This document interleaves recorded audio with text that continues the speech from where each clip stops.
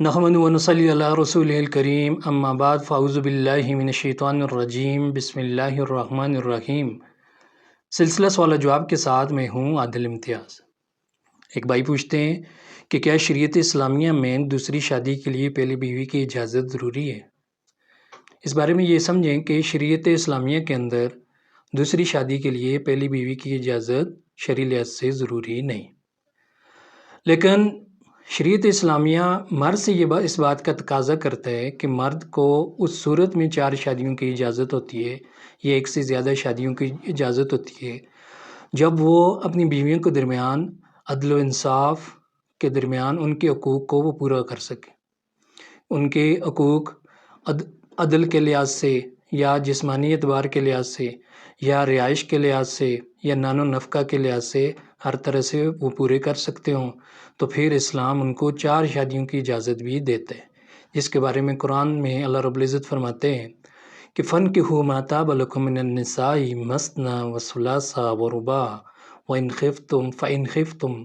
أَلَّا تَعْدِلُوا فَوَاحِدَةً۔ اللہ رب العزت فرماتے ہیں کہ تم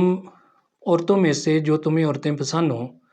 تم نکاح کر سکتے ہو 2 3 سے 4 سے، لیکن اگر تم ان کے درمیان عدل نہیں کر سکتے تو پھر ایک ہی تمہارے لیے کافی ہے۔ اب عدل جو ہے وہ فرض ہے، یہ سب سے زیادہ ضروری چیز ہے۔ تو بیویوں کے درمیان عدل کئی قسم کا ہوتا ہے۔ ایک ہے جی اگر ایک سے زائد بیوی ہیں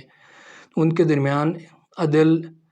رہائش کے لحاظ سے بھی ہو سکتے ہیں۔ اب یہ نہیں ہو سکتا کہ ایک بیوی کو اس نے اچھی رہائش لے کر دی ہوئی ہے اور دوسری کو گزارے لائق رہائش دی ہوئی ہے، پھر اس میں بھی وہ پکڑ میں آئے گا۔ یا نان و نفقہ کے لحاظ سے کسی کو وہ خرچ زیادہ دیتا ہے اور کسی کو کم دیتا ہے، پھر بھی وہ پکڑ میں آئے گا۔ اسی طرح قلبی میلان کے طور پر کہ ایک طرف اس کا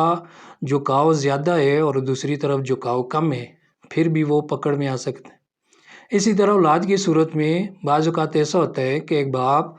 ایک بیوی کی جو اولاد ہے اس کو زیادہ عزیز ہوتی ہے اور دوسری جو بیوی ہے اس کی اولاد کے ساتھ اس کا وہ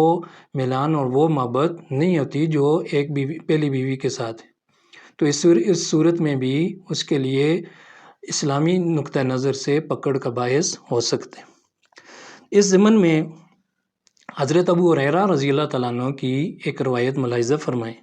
حضرت ابو ہریرہ رضی اللہ تعالیٰ عنہ سے روایت ہے کہ نبی صلی اللہ علیہ وسلم نے فرمایا کہ جس کی 2 بیویاں ہوں اور وہ ان میں سے ایک کی طرف مائل ہو تو قیامت کے دن اس حال میں آئے گا کہ اس کی ایک جانب مفلوج ہوگی۔ یہ حدیث مبارکہ سنن ابی داؤد کے اندر موجود ہے۔ اس لیے ضرورت اس بات کی ہے کہ جب لوگ کہتے ہیں کہ ایک سے زائد شادیاں 4 شادیاں کر سکتا ہے، اسلام نے بالکل 4 شادیوں کی اجازت دی ہوئی ہے، لیکن 7 شرائط اور قیود کے ساتھ اس کو اجازت دی گئی ہے کہ اگر وہ عدل و انصاف ان کے درمیان کر سکتے اور وہ عدل و انصاف جو شریعت چاہتی ہے تو پھر تو وہ ایک کے بجائے 2 شادیاں کر سکتے، 3 کر سکتے، 4 کر سکتے، لیکن اگر وہ عدل و انصاف ان کے درمیان نہیں کر سکتا اور ان کے حقوق کی پامالی کا اگر وہ باعث بنتا ہے تو پھر اس کو چاہیے، اسلام یہ کہتا ہے بجائے آخرت میں حقوق العباد کی حق تلفی کرنے کے بجائے اور اللہ کے سامنے بھی